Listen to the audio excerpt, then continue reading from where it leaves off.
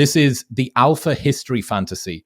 Modern men who are angry at a world they believe has rejected them mistakenly feel that they would have done better in medieval times. They are somehow adamant that the chance of them being Genghis Khan is greater than the chance of them being cannon fodder peasant number 1,373,000, whose favela was sacked and destroyed.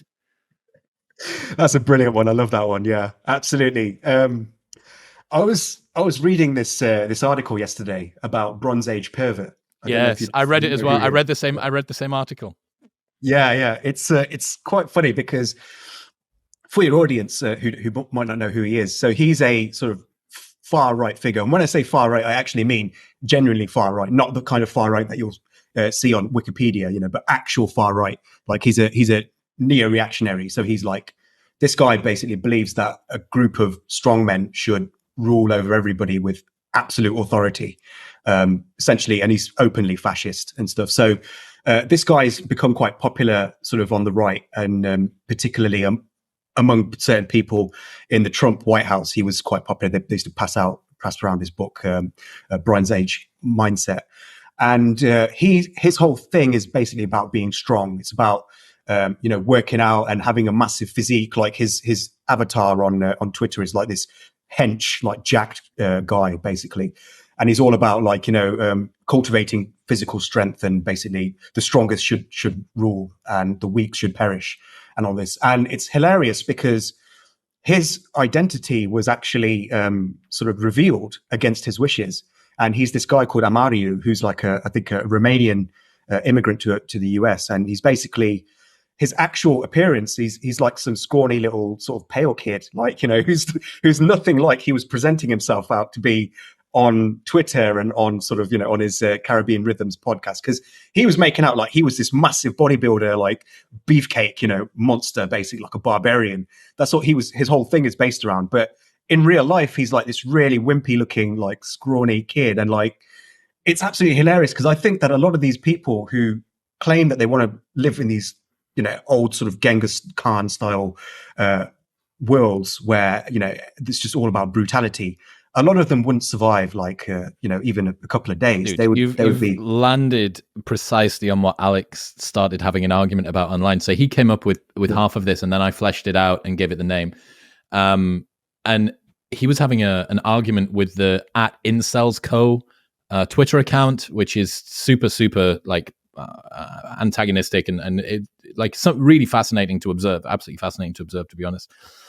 He was having this big argument with them, and his point was, hang on a second. So you are unsuccessful in the competence dominance hierarchy and sociosexually with or socioeconomically in terms of being able to attract women sexually in 2023. And somehow the belief is that half a millennia ago in 1523, you would have done better. That you, like, a guy twice your size would have worn you to fuck a girl with.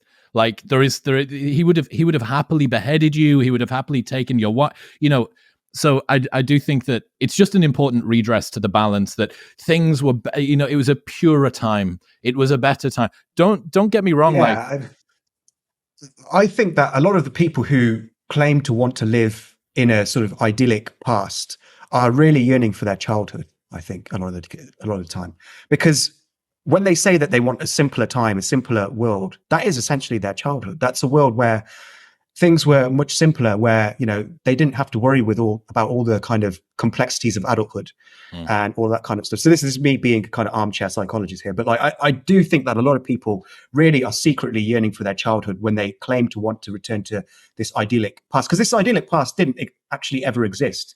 It's always been brutal. Like, I mean, there was this one really, there's this kind of another far right lady. She's half Indian, I think. Her name's Mega or something, and she's always tweeting about how the past was so much better than the present. And she wrote this one thing about how like in the past it was much easier to grow food because all you had to do was just have your own little patch of land, and then you could grow any food you wanted, and you had enough to feed your whole family and everything. And it's just complete nonsense, because the kinds of, in the past, food was so hard to grow. Like, you had to have the perfect soil, it had to have the perfect pH. You had to you had to constantly ensure that insects weren't getting at the food, pests and stuff. You had to ensure that the weather was right. There were so many things that would just go wrong, things that we take for granted now, right? Now we've got pesticides, we've got fertilizers, we've got like greenhouses, we've got infrared lights, we've got all this different stuff that helps stuff grow, right? We can grow stuff at length now. We can grow as much food as we want, but this wasn't always the case. Food wasn't always this plentiful. In the past, your crops could fail like within a day. Like, you could have a massive field of crops, and within a day they could get ruined by a single flood. We were completely at the mercy of nature. And people don't seem to realize this. People seem to think that, living in the past is just like living around nature, man. Free just love. Basically, free love and all this. Like the people, and this is true of the trads on the right as well as the kind of hippies that you might find who are more on the left. But like, it's this sort of idealization of the past, one that doesn't reflect reality. I wonder if a lot of the stuff. I wonder if we could fold in the horticulturalist's history fantasy as well, or the agriculturalist's history fantasy as well as the alphas. Exactly. There's, for instance, like there's, if you look at sort of the famines that are happening in places like Sudan, for instance, and Somalia, those things were widespread. They were happening everywhere at one point. And the only reason they don't happen in the West anymore is because we have the technology to prevent them from happening. So this is not like, we're just lucky because nature's on our side and nature wants us to eat well. No, nature doesn't give a shit about us. Nature's desires are not aligned with us. If it wants to ruin our crops, it will just ruin our crops. It doesn't care about what humans want. And, entire populations in the past died of starvation. We are lucky because we are the ones that descended from those who just happened to make it. Here's another way to look at it. So for the people that are on the left that would maybe, the climate 100 years ago, it was so much more balanced. Look at these extreme weather events that we're having, et cetera, et cetera. Climate-related deaths have decreased by 98% in the last century. There's been a 50x decrease, and more people die from cold weather than die from hot weather.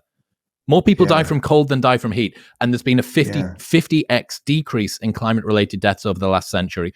So, I think, you're right. There's something going on whereby if you can convince yourself that a past time would have been better, it alleviates some of the pressure of now not being as good as it could be because you are no longer culpable for the reason that it's not as good as it could be. I've outsourced the challenges that I'm facing to the fact that there is something structural or systemic or systematic that's stopping it from happening. Yeah, absolutely. I think there is a desire for people to shift the blame to things outside of themselves. And I covered this in my most recent article, where we've seen this happen actually a bit more. It's actually quite disturbing how I think Jonathan Haidt and Jean Twenge, they found that there has been an externalization of the locus of control. So for your audience, the locus of control is the degree to which one believes that they, as opposed to external circumstances, shape their destiny. So people who have an internal locus of control, they believe that their own decisions are what dictate what happens in their life. And people who have an external locus of control, they believe that what they do doesn't really matter because their lives are dictated by what happens in the external world. And interestingly, there seems to have been an externalization of the locus of control over the past sort of 40 years, and particularly since the 1990s. I actually think that people in the distant past didn't have the luxury of having an external locus of control most of the time. I mean, there was still scapegoating and things like that when people formed tribes. But I think when you're trying to survive, you don't have that luxury. You don't have the luxury of, blaming other things. You have to take responsibility for what's going wrong in your life. But when you arrive in a world like ours, where pretty much everything is done for you, you have that luxury. You can now suddenly start blaming everything else except for yourself. And that's why I think we have these people who are yearning for this distant past where, everything was, in their eyes, much better, because they can easily just blame the modern age. It's easy to blame modernity because you don't have to take responsibility for modernity, because modernity is doing everything for you. Modernity is growing your food. Modernity is keeping you safe from invasions. Modernity is keeping you warm. Modernity is giving you the information that you need to help yourself in pretty much any situation that you could possibly find yourself in. Modernity is a map for you that you can find your way through anywhere. You know, modernity gives you pretty much everything, and that allows you the luxury to blame modernity for your problems.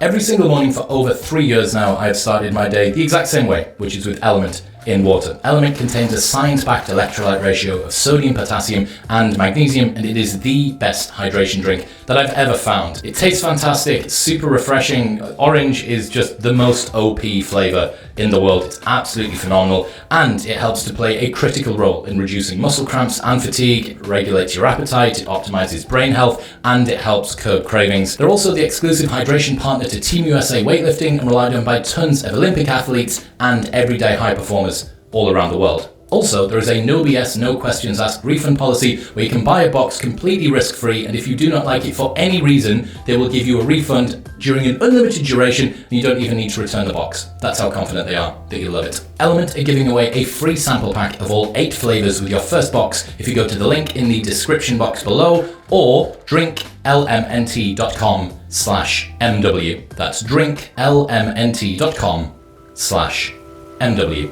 What's happening, people? If you enjoyed that, then press here for the full, unedited episode. And don't forget to subscribe.